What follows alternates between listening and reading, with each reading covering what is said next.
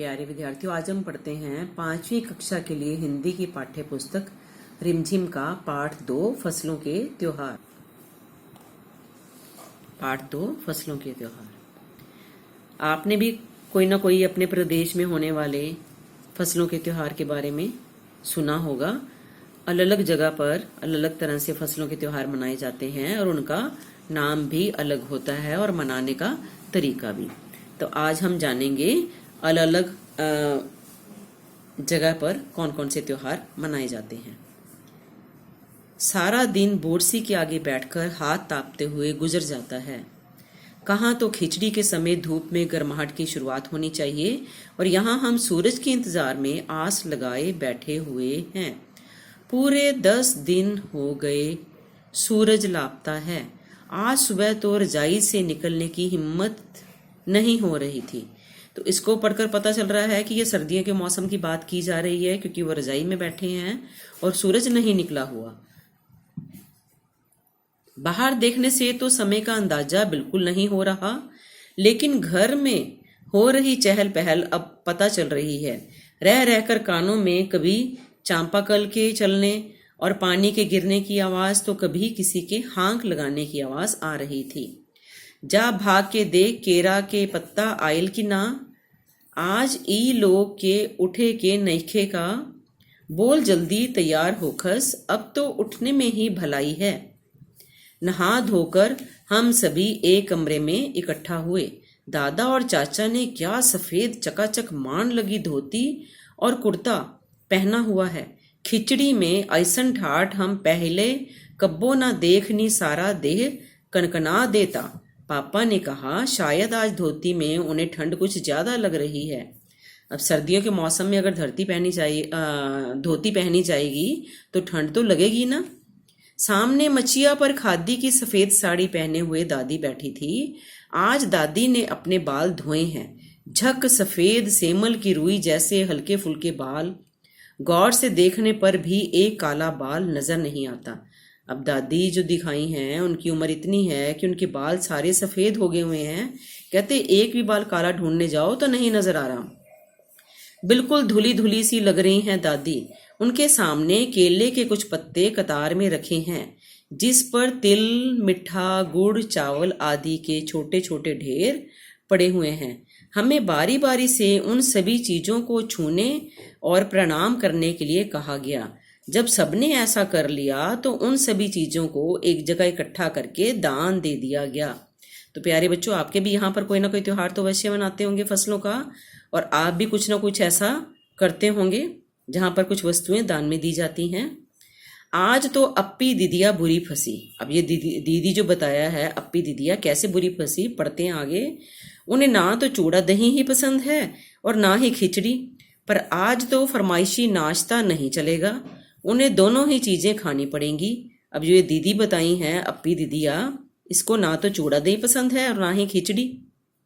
खिचड़ी खाने के बाद सभी ने गया से आए तिल, गुड़ और चीनी के तिलकुट को बड़े चाव से खाया। खाते खाते मैं सोच रही थी कि कितनी अलग है ना यह खिचड़ी जो अभी हम मना रहे हैं। स्कूल में हम जो खिचड़ी मनाते थे उसकी अलग ही मस्ती हुआ करती थी। छुट्टी का दिन नाव में बैठकर गंगा नदी की सैर और फिर टापू पर बालू में दौड़ते हुए पतंग उड़ाना या उड़ाने की कोशिश करना, कितना मजा आता था। इधर हम पतंग उड़ाते थे और वहीं थोड़ी दूर पर गुरुजी, विमला दद्दा, आनंद जी, झिलमिट भैया सब मिलकर ईंट से बने चूल्हे पर बड़े बड़े कड़ाहों में खिचड़ी बनाते थे।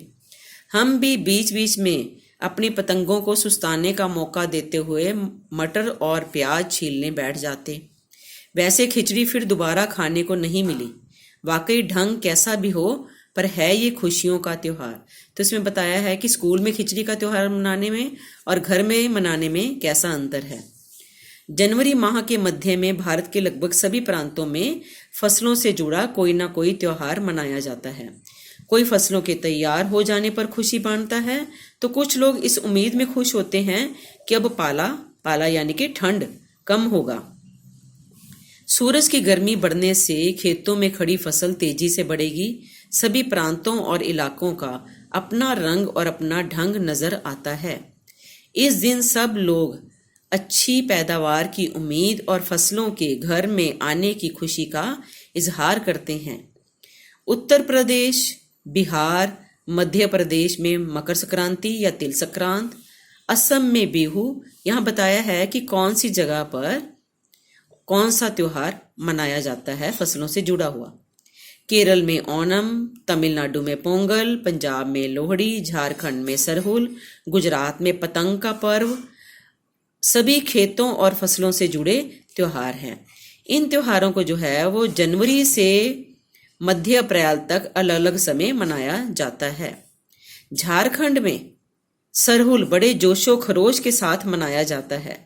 4 दिनों तक इसका जश्न चलता रहता है।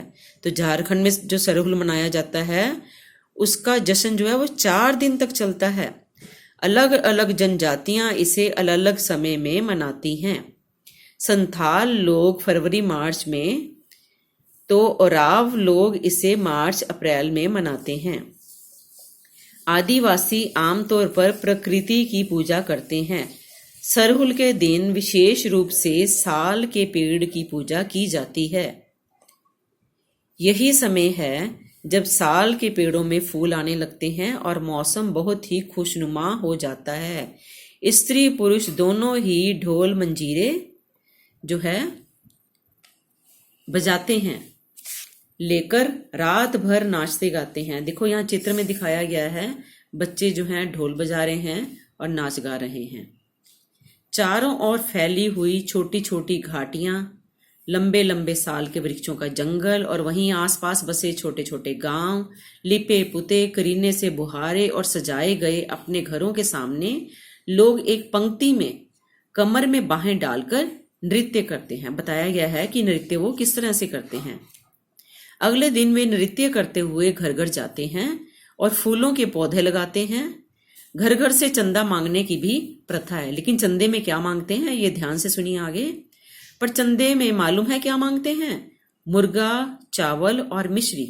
फिर चलता है खाने पीने और खेलों का दौर। तीसरे दिन जाकर पूजा होती है, जिसके बाद लोग अपने कानों में सरई का फूल पहनते हैं। इस दिन से वसंत ऋतु की शुरुआत मानी जाती है। धान की भी पूजा होती है। पूजा किया हुआ आशीर्वादी धान अगली फसल में बोया जाता है। तमिलनाडु में मकर संक्रांति या फसलों से जुड़ा त्योहार पोंगल के रूप में मनाया जाता है। तो तमिलनाडु में इस त्योहार का क्या नाम है? पोंगल। देखिए यहाँ तमिलनाडु दर्शाया गया है, इसको गहरा रंग किया गया है। इस दिन खरीफ की फसलें चावल, अरहर आदि कटकर घरों में पहुंचती हैं। लोग नए धान कूटकर चावल निकालते हैं। हर घर में मिट्टी का नया मटका लाया जाता है, जिसमें नए चावल, दूध और गुड़ डालकर उसे पकाने के लिए धूप में रख देते हैं। हल्दी शुभ मानी जाती है, इसलिए साबुत हल्दी को मटके के मुंह के चारों ओर बांध देते हैं। यह मटका दिन में 10:30-12 बजे तक धूप में रखा जाता है। जैसे ही दूध में उफान आता है और दूध चावल मटके से बाहर गिरने लगता है, तो पोंगल पोंगल पोंगला पोंगल, पोंगला पोंगल पोंगला पोंगल यानी खिचड़ी में उफान आ गया के स्वर सुनाई देते हैं। दूसरी ओर, अब ये तो आपने देख लिया कि तमिलनाडु में कैसे मनाते हैं। धूप में मटके में चावल, दूध और गुड़ डाल देते हैं और साइड पर उनके चारों तरफ हल्दी बांध देते हैं। अब देखिए गुजरात में कैसे मनाया जाता है। दूसरी ओर गुजरात में पतंगों के बिना तो मकर संक्रांति का जश्न ही अधूरा माना जाएगा। इस दिन आसमान की ओर यदि नजर उठाएं तो शायद हर आकार और रंग रूप की पतंगें आकाश में लहराती हुई मिलें। प्रत्येक गुजराती, चाहे वह किसी भी धर्म, जाति या आयु का हो, पतंग उड़ाता है। हजारों लाखों पतंगों से सूर्य भी ढक जाता है। अब देखिए आगे कुमाऊं में, ये देखिए यहां दर्शाया गया है। कुमाऊं में मकर संक्रांति को घुघुतिया भी कहते हैं।